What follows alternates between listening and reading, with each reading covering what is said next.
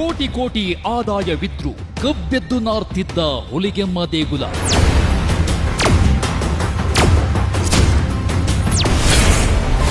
ಲಕ್ಷ ಲಕ್ಷ ಭಕ್ತರು ಕೊಳಚೆಯಲ್ಲೇ ಮಾಡ್ತಿದ್ರು ದೇವಿಯ ದರ್ಶನ.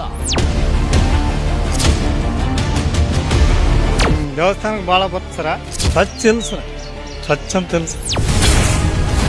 ಸೋಂಬೇರಿ ಆಡಳಿತ ಮಂಡಳಿಯನ್ನ ಎಚ್ಚರಿಸಿದ ನ್ಯೂಸ್ 18 ಮಹಾ ವರದಿ.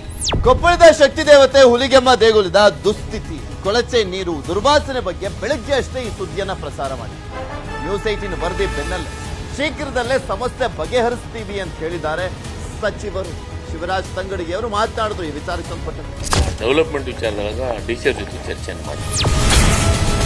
ಹುಲಿಗೆಮ್ಮ ದೇಗುಲಕ್ಕೆ ಕಾಯಕಲ್ಪ. ಇದು ನ್ಯೂಸ್ 18 ಮೆಗಾ ಇಂಪ್ಯಾಕ್ಟ್.